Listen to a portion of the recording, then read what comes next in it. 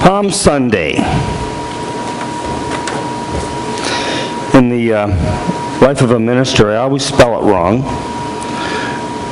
How hard is it to spell palm, right? But I'm so used to writing psalm that I always write out Psalm Sunday. It occurred to me one time that that's not a bad idea. Palm Sunday means the palm branches, and we can get into the meaning of what that's about, but psalm means a song. And I think this is about finding a song. Ultimately finding a song in your own life. But let me begin with what this is all about. People grabbing branches and denuding them of their leaves and throwing them on the ground to be trampled by a donkey in homage to a man coming into a city. It's a parade. It's a parade. It's a parade that happens like a flash mob. Christmas time, we all love those YouTube videos that go out there now of the flash mobs, of the people going into shopping malls and immediately breaking into hallelujah courses and all this spontaneous song singing out and people getting caught up in the moment. We get caught up in the moment all the time. We have a mob mentality as human beings. And when we come to Christmas and Easter, and I'm going to put the two together because they don't make sense without each other. Did you know that? Christmas has no meaning without Easter. But Easter has no meaning without Good Friday. And what sets up Good Friday is Palm Sunday. Because at the heart, they're about our human condition. Christmas is easy to do because society has taken it to a place where it's a huge event. You'll see the Christmas event stuff happening in the commercial world nigh about September, October. There'll be the countdown to Christmas. There'll be the special concerts and events and activities, and we've elevated it because we get the baby. Everybody understands the surprise miracle of a birth, and we can relate to it, and it's easy to get to, and we can get that darkness in the night, light in the darkness stuff that all kind of hits home with us. Easter's harder to do. Not many of us hang out in graveyards and wait for people to walk around. You know, it's hard to understand. The church just turned it into an event, and usually we try to make it pompous, big music and special activities, sunrise services, trying to build as much symbolism into it as we can to get people to understand the divinity of Christ. But it hit me a few years ago that it's not about Him. It really isn't. It's about you. You see, we've used Christmas and Easter to continue to remind ourselves of how divine God is, as if that needs definition. What we forget is our humanity. We're taught to be Christ-like early on in our Sunday school years. Have you ever heard that phrase, to be Christ-like? Be like Christ. Then we say Jesus is the perfect human being, the Son of God, and we're supposed to be like Him. And every one of us doesn't feel that way. Because we're not divine, we're human. So where does our humanity fit? Well, it begins in the flash mob. It begins grabbing the branches off the tree and parading in front of the man that we think is going to save us. It's the hype of every hero. It's the need of the human being to see something beyond ourselves because we can't see beyond ourselves. You know, people get into the whole thing, God and the devil, evil, right? And good. I want to talk to you about evil, and I don't do that very often. Evil is when we start to despise. Despite is what's evil. And we learn despite very early in our lives. We learn to despite ourselves. The first time you go to the sandbox and your truck isn't as big as the next kid's, you feel less than yourself. When you're standing there waiting for them to pick teams, and because you don't throw the ball well enough or far enough, you're the last one picked, and you learn to despise yourself. When you're not good enough, when you're mistreated by someone. And we learn that despite within ourselves, and we start to feel ourselves to be less than, not good enough, I don't measure up. Pull up your socks, get better grades. You didn't do it fast enough. You're not big enough, tall enough, smart enough. We start to compare ourselves to other people and things, and that despite kicks in. And we want to be more. We buy into a culture of heroes. Okay, here's the trivia question. How many people here never bought a comic book that had a superhero in it? You know, if I go down the litany of Bruce Banner, Bruce Wayne, Clark Kent, you know who I'm talking about? People who hid as ordinary people, but who in reality were superheroes. And we all wanted the superhero ego. And then we went to Sunday school and discovered there was Captain Christian. Jesus Christ. He would take us on that journey that would take us and make us the band of followers who could do no wrong and could live all right.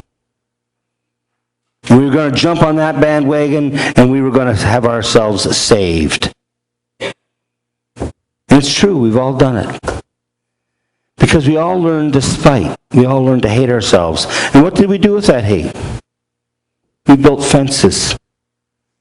We built fences to keep ourselves in and to let any good love out. We learned to criticize other people. We learned to tear them down. We learned to get in the parade of people we would think would be the hero. And 3 days later, or a week later, or a month later, we were in the same pack that was listening to the reports of their degradation, their mistakes, their failings. Take any leader. Take any hero. Take any sports hero. The minute they have clay feet, they make a mistake, we're on top of them. We take ordinary people all the time, and we make them into more than they are. There's a young fellow, anybody here follow football? There's a young fellow down the States by the name of Tim Tebow. Have you heard his name? You probably don't even follow football and you know the name of Tim Tebow. He is essentially, or they say, one of the nicest people you ever want to meet, but everybody's looking for a way to tear him down.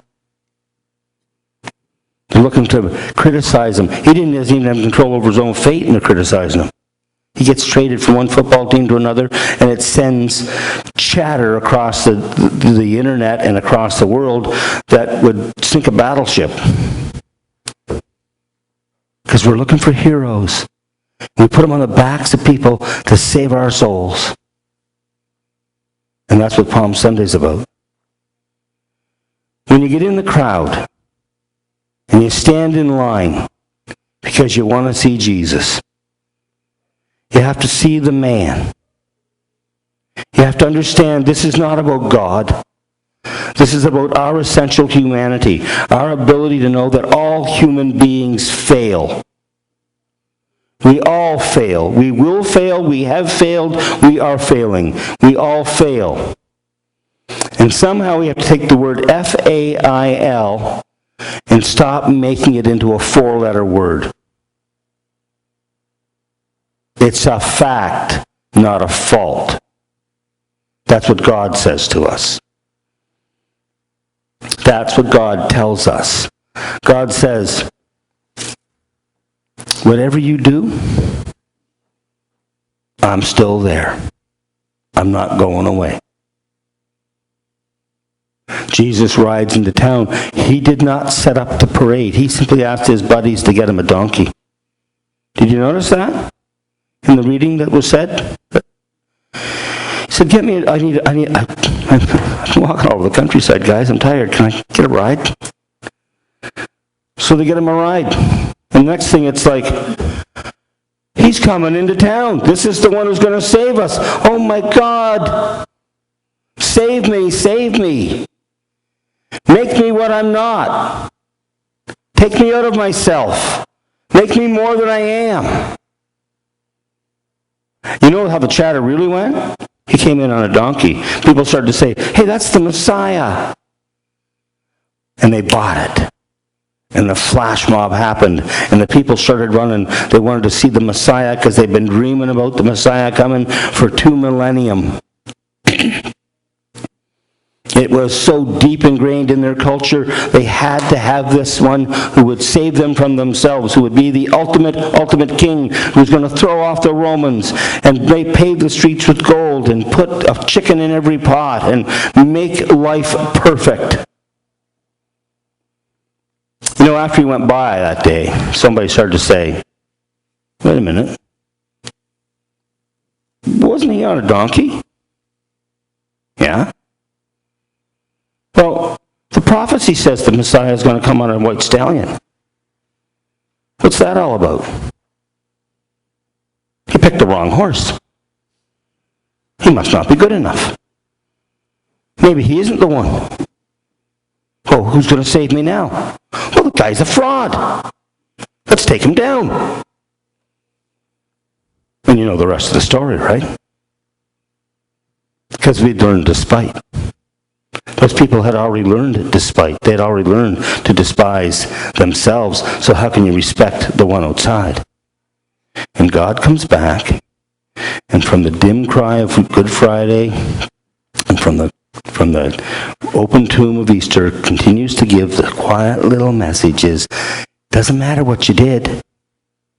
It doesn't matter how you did it. It doesn't matter that you think you failed. It doesn't matter that you screwed up. I'm still here. You're still here. And one of these days, you're going to open up that little door inside and say, oh God, you were here all along. I'm worthy of your love. It's worth being alive. Just to be alive.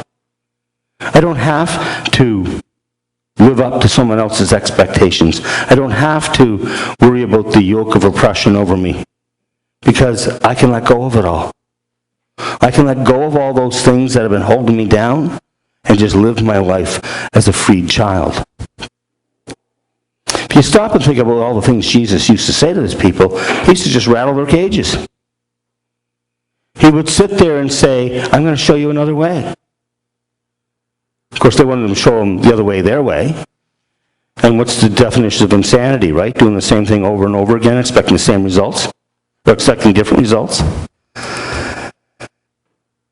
You know, Jesus saying, I'm showing you another way. Jesus, who talked about riches, wasn't rich. Talked about letting go of things. Jesus, the family man, who wandered free and far from his own family to teach a message of love and life and faith. He was a walking contradiction, but he was a real person who showed how God really works. That is divine, and that is human. And he said, you can do the same thing. You can embrace your humanity, and you can find your God. And people who want to misinterpret my words are free to do so, because I'm not making humans gods. I'm talking about the fact that God lives in all humans, because we are made in the image of our Creator. And Jesus is teaching us to unlock that and acknowledge it as he laughs and dances in the wonderment of his own life, to his own death, to his own resurrection. Years ago, as you know, I like music, I came across a song that I thought that if Jesus, as a songwriter, had written it, could have written a song, this is the one he would have written. And he would have written it and played it from the back of that donkey on his ghetto blaster as he was riding into Jerusalem. Bear with me. I hope to offend no one. But if I offend you, I don't apologize.